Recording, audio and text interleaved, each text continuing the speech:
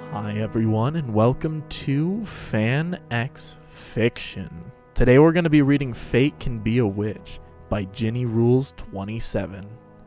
All IPs belonging to the Harry Potter franchise and the Disney's The Lion King franchise belong solely to the creators. Everything in this story today is purely fictitious and does not represent either IP's will.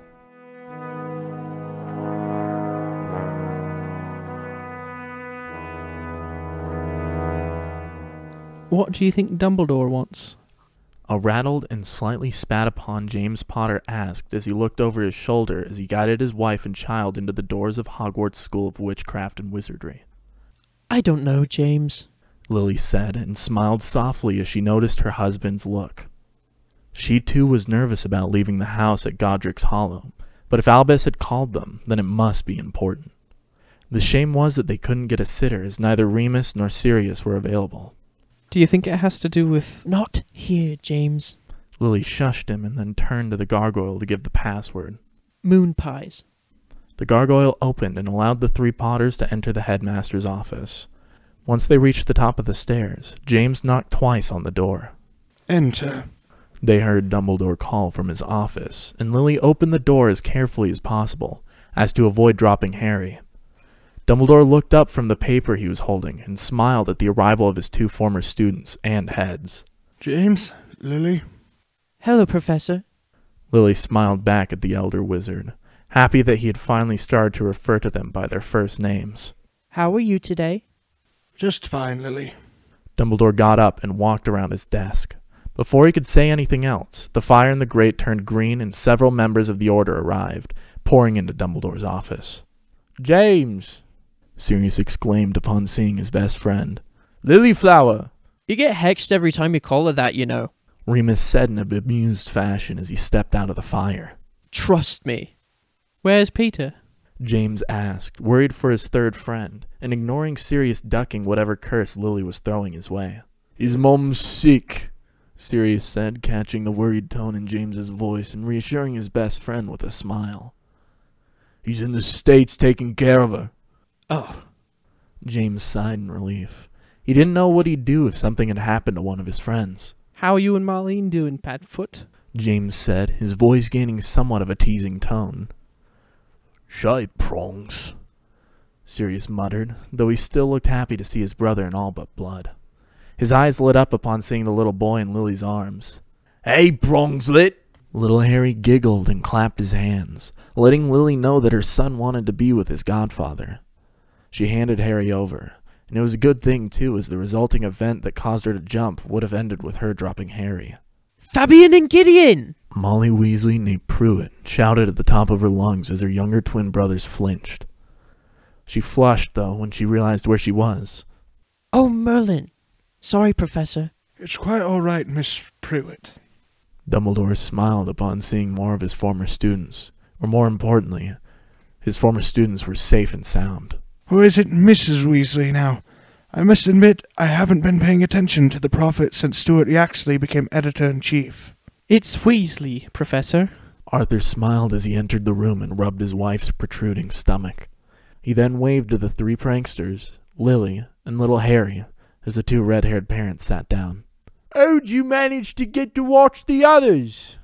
Fabian asked, sitting down on a conjured chair, his twin doing the same. Muriel. Arthur said with a grimace. Think it might be the last time, though. She threatened to leave the country if Fred and George ever stayed near her for more than an hour. That brief conversation was interrupted by the arrival of the Longbottoms, Frank and Alice, along with the little Neville. James got up and greeted Frank, who was a good roommate during their time at Hogwarts. Lily! Alice exclaimed with joy and rushed over to her best friend and former roommate. I didn't think you'd make it. I didn't think I'd make this meeting either.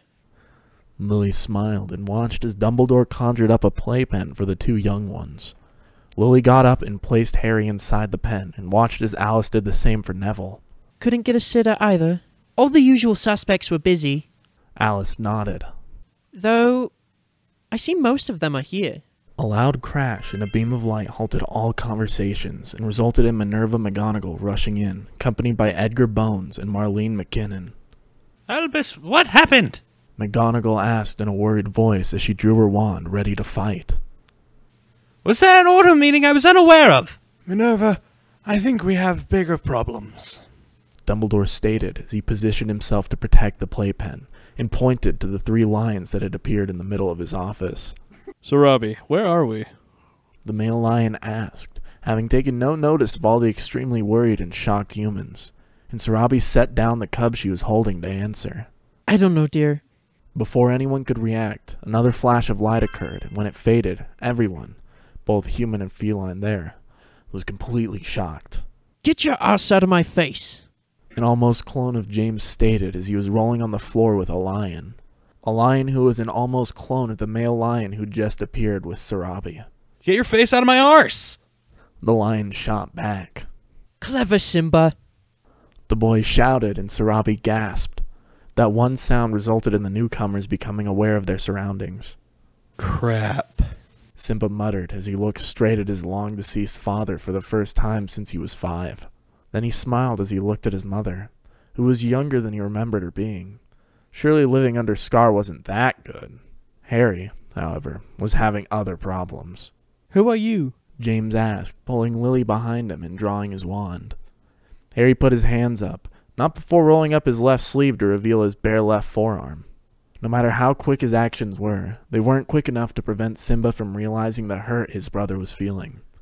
Well, he might have realized it if he knew where they were. My name is Harry Potter, and I have no idea why Simba and I are here. He stated, causing many there to scoff, though James looked surprised and Lily shocked. Remus, however, seemed to relax upon hearing his statement. There's no dark mark. The werewolf said. And he would have attacked instantly had he supported Voldemort.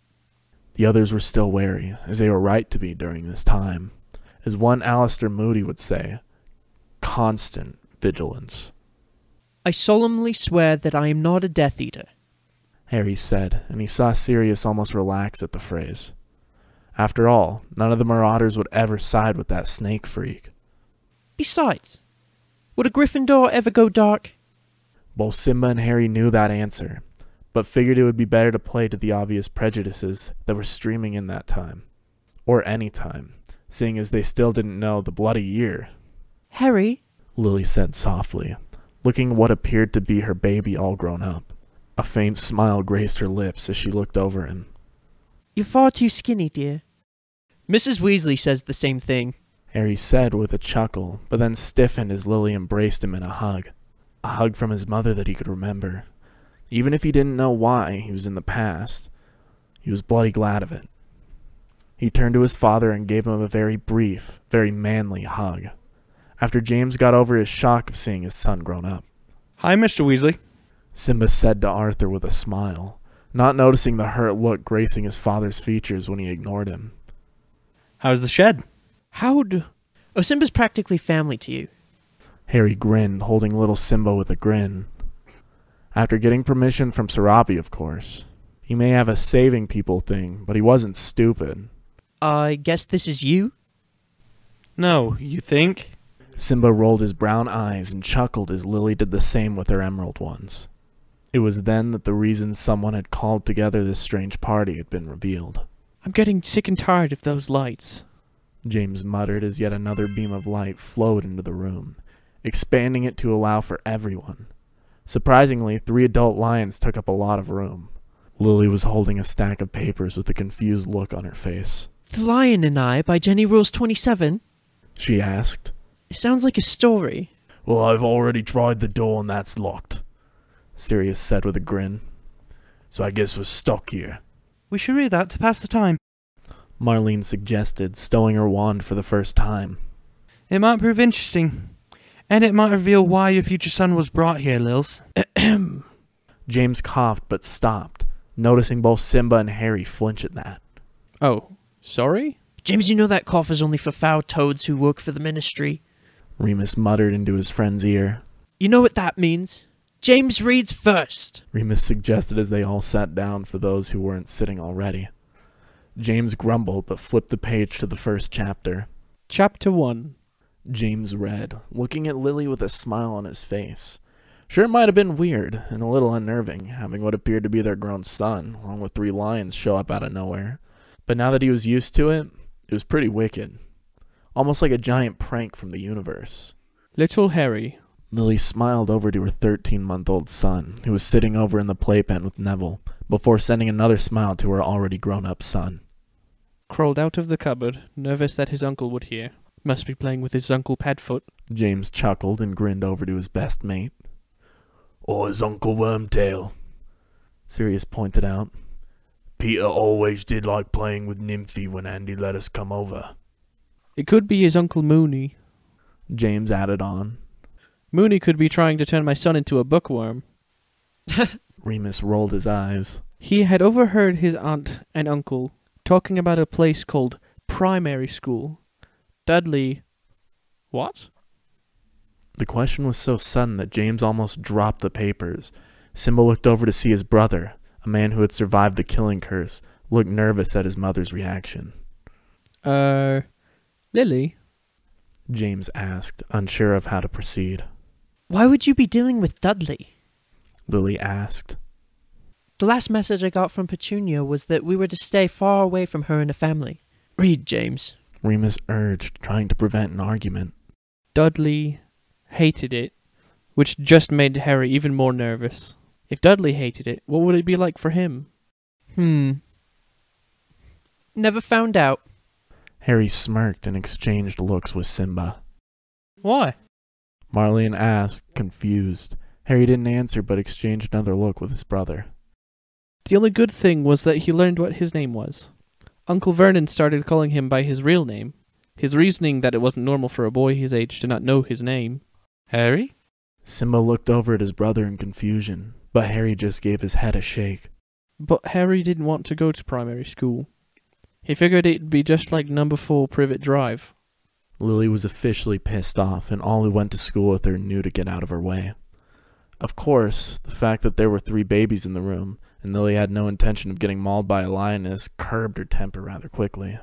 He'd stolen Uncle Vernon's old canteen that he'd found while cleaning the shed, taken Dudley's old knapsack that he'd complained was too babyish, which to Harry's surprise had 20 pounds in the bottom of it.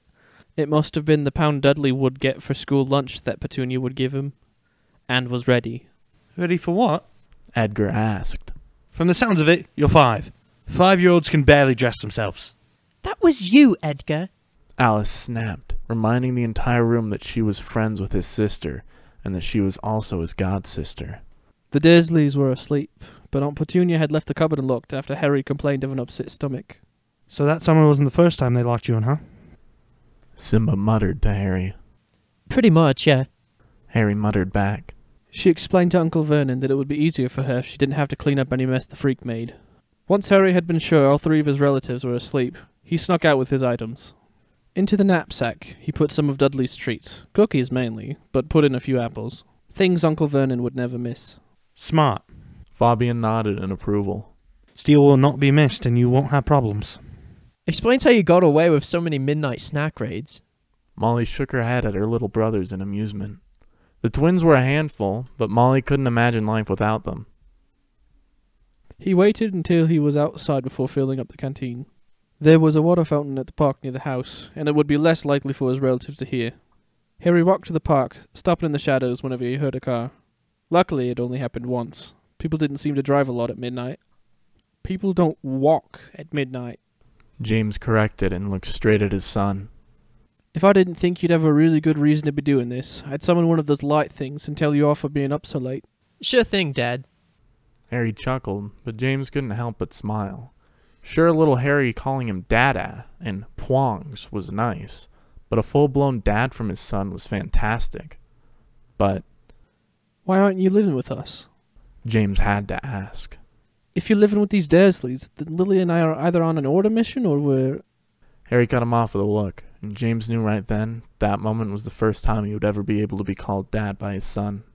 Somehow, that didn't diminish the joy that still remained at all. Filling up the canteen to max capacity, Harry capped it and also stuck it in the knapsack. He didn't want to get dragged down by it. Then he ran off into the night. He ran, never stopping and never looking back. He only stopped when he ran smack dab into someone.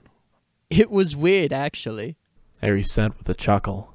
It felt like apparition, but I didn't really pay attention to it. Maybe my magic was leading me towards someone who needed me just as much as I needed him. Who?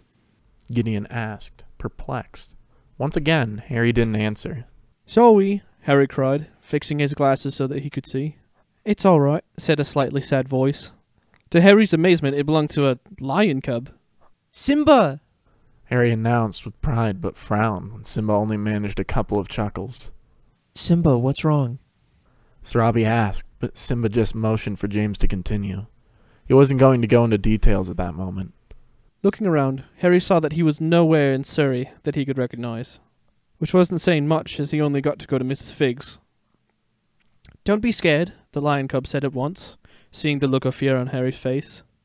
I won't hurt you. What's your name? I think the Dursleys are lucky Harry had a response, otherwise I might have given myself a reason to visit them. Simba growled. Howie, Harry said. My name's Simba, the cub told him. What are you? The Pride Lands don't have creatures like you. Mufasa explained for his son, who still refused to look at him. I'm a human, Harry said. Simba looked confused. A hairless monkey? He supplied. This seemed to help. Simba seemed out of breath. Running hard? Remus asked, having acquainted himself with the feeling of pranking during his school years. You have no idea. Simba nodded. Would you like some water? Harry asked. You have some? Simba asked. Harry pulled out the canteen and opened it. Simba opened his mouth for Harry to pour some in. Thanks, Simba said with a smile. Where are you from? Harry froze a little. Does it matter? He asked. I won't go back. Yeah. Sirius applauded with a grin, and Harry couldn't help but chuckle at the actions of his godfather. While I normally wouldn't approve, Lily sighed. anywhere would be better than with Petunia. She was horrid to me when we were kids. I can't go back either, Simba nodded. What? Both lions turned their heads towards Simba in shock. Mufasa couldn't picture his son off alone. What if a hyena got him? You are returning home, young lion. Sarabi said in the sternest voice possible, causing Simba to roll his eyes. Mom, this has already happened. He said and motioned to James to keep reading before he got the rest of the speech. So you're running away? Yep. Want to run away with me? At least I'll have a friend to make sure he's safe. Sarabi thought, trying to picture what could possibly drive her son away from Pride Rock. Harry smiled. It seemed as if he had gained a friend. Simba got down on all fours. Want to ride on my back? He said. Won't I be too heavy? Harry said, worried. You're a little runt, Simba teased. I'm sure I can manage. I was not a runt. Harry argued. Whatever you say, little brother. Simba smirked, not noticing the look both sets of parents exchanged. Harry climbed onto Simba's back, and they ran deeper into the desert. They forgot to stop for water breaks, though, so Harry was surprised when Simba collapsed. Simba? Harry asked, worried, but he too felt his world go dark. Oh no. Lily gasped. Lils, he's right there. Alice said, pointing towards the adult Harry as proof that he was all right. When Harry woke up, he was under a nice shady tree next to his friend. You okay, kid? Asked an unfamiliar voice. Harry reached around for his glasses and put them on. Okay, I must be dreaming, Harry thought as he laid eyes on a meerkat and a warthog. Timon and Pumbaa! Harry and Simba grinned at the mention of their adoptive fathers.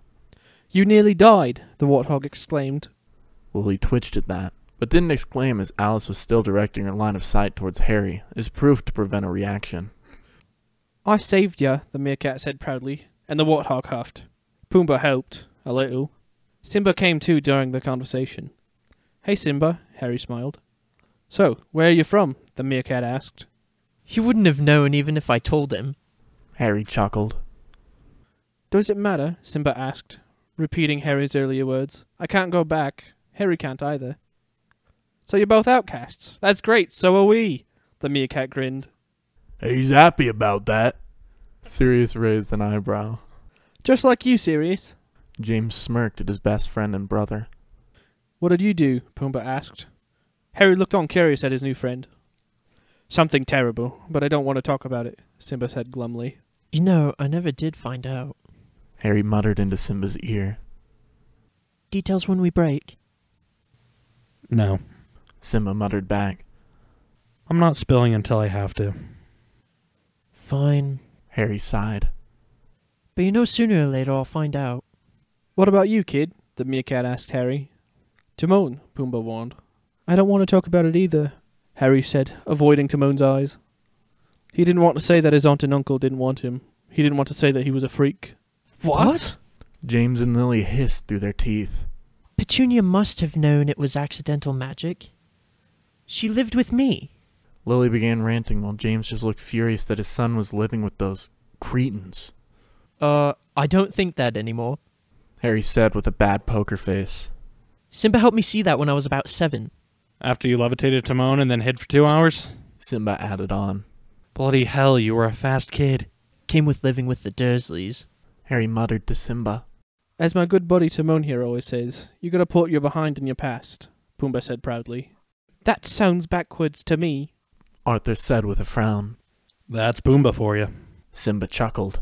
No, no, no. Lie down before you hurt yourself, Timon huffed. It's you got to put your past behind you. Sometimes bad things happen, and there's nothing you can do about it, right?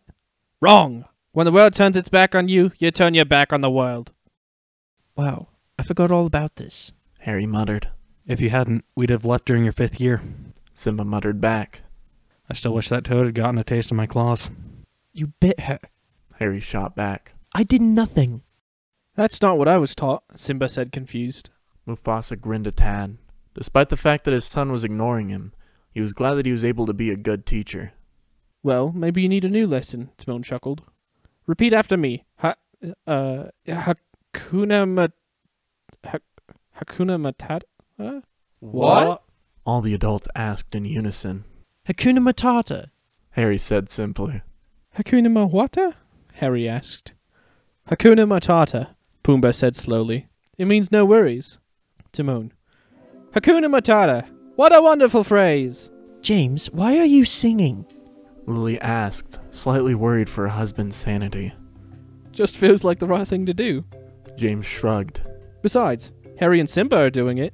True to form, the adult versions of the 2 kids were singing along to the song, entertaining the 2 toddlers and the cub that was in the room. Lily shrugged and let James sing the rest. Pumbaa. Hakuna Matata. Ain't no passing craze. Timon. It means no worries for the rest of your days. Timon pulled Simba and Harry over to a green bush and leans them back on it. Both. It's our problem-free philosophy. Hakuna Matata. Sounds like something you 2 would use. Molly chuckled as she looked at her brothers. I'm proud of it. Fabian grinned. Hakuna Matata? Simba asked. Yeah, it's our motto, Pumbaa nodded. What's a motto? Harry asked. Nothing. What's a motto with you? Timon asked and began to laugh. The pun. It burns. James winced and then shot a look at Sirius. What? The other raven-haired marauder asked as he noticed the look. You know, kids, these 2 words will solve all your problems, Pumbaa said, laughing. That's right, Timon nodded. Take Pumbaa, for example. Timon. Why, when he was a young warthog. Pumbaa. When I was a young warthog. Timon, cleaning ear. Very nice. Pumbaa. Thanks. The warhog can't sing. Simba shook his head. Nearly deafened Harry and me. Timon. He found his aroma lacked a certain appeal. He could clear the savannah after every meal. Pumbaa. I'm a sensitive soul, though I seem thick-skinned, and it hurt that my friends never stood downwind. And oh, the shame. Timon. He was ashamed. Pumbaa. Thought of changing my name. Oh, what's in a name? And I got downhearted. How did you feel? Every time that Pumbaa, not in front of the kids! Pumbaa. Oh, sorry. What was he going to say? Marlene asked. Farted. Harry chuckled. It wasn't that bad of a word now that I think about it. Harry looked over to Simba, curious if that made sense to him. It didn't. The 2 watched with growing interest as Timon hoisted Pumbaa into a vine loop above his head, where he began swinging. Pumbaa and Timon. Hakuna Matata. What a wonderful phrase. Hakuna Matata. Ain't no passing craze. Simba and Harry, looking at one another and shrugging. Simba and Harry, looking at one another and shrugging. It means no worries for the rest of your days. Aww. Stop cooing! Harry hissed, his face as red as a tomato. Timon. Yeah, sing it, kids. Simba, Harry, and Timon. It's our problem free. Pumbaa. Philosophy. All four. Hakuna Matata. Timon pulled back a fern leaf, revealing a beautiful view of a rift jungle. It sounds beautiful. Alice sighed in delight. Welcome to our humble home, Timon said. You live here? Harry asked, amazed. We live wherever we want, Timon explained. Yeah, home is where your rump rests, Pumbaa nodded. Serious? Did you get your animagus form already? Marlene teased. Sounds just like you. Nah, Sirius is more of a dog person. Harry smirked and chuckled at the shocked look on his dog father's face. It's beautiful, Simba said, still amazed by the oasis. The group of four began walking along until suddenly Pumbaa belched. Ugh. Lily wrinkled her nose in disgust. I'm starved, Pumbaa exclaimed. I'm so hungry I could eat a whole zebra, Simba exclaimed. We're fresh out of zebra, Timon said with a nervous chuckle. Timon thought I was going to eat him. Simba chuckled. Told me last night. Well, that's a scary thought. You eating something that's not a grub or chicken? Harry chuckled. Harry was munching on a cookie that he'd brought. He didn't know Simba would like it, so he hadn't offered it. Any antelope? Simba tried again. Nuh-uh. Hippo? Nope, Timon shook his head. Listen, kids. If you want to live with us, then you've got to eat like us. Walking over to a fallen log, Timon said, This looks like a good spot to rustle up some grub. Pumbaa pulled the log, and Timon took one of the bugs that were crawling along under it. What's that? Simba asked. A grub, Timon replied. What's it look like? Ew, gross, Harry cried, and Simba made a face at that. I'm with my son on this one. James looked almost disgusted by the option, but he did want his son to eat. Timon shrugged and took a bite out of the one he was holding. Yum, tastes like chicken. Pumbaa took a slurp of a worm. Slimy yet satisfying. These are rare delicacies, Timon told them. You'll learn to love 'em, Pumbaa promised. He was right. Harry nodded. Ugh. Lily groaned again. Timon came up with a leaf full of bugs. Well, kids? Harry looked over at Simba, who shrugged. Hakuna Matata, Simba said, and they both ate one. Slimy yet satisfying. It really does taste like chicken, Harry smiled. No way! James said in shock. Want to find out, Dad? Harry asked with a mischievous smirk on his face. I'll pass. That's it, Timon smiled. Back in Britain, in a castle far away from number 4 Privet Drive, an old man was examining odd items on a desk. Behind him was a brightly coloured bird. Professor, is that you? Lily asked. What's this? The man muttered, as an item seemed to go off. The wards are on Privet Drive. They're failing. Why would there be wards around my sister's house? Lily narrowed her eyes in concern for her son's well-being. This wouldn't do. Little did he know that little Harry was calling another place home. A place far more wild. That's the end. James said. Lils, you want to go next? Sure, James. Lily smiled and took the pages.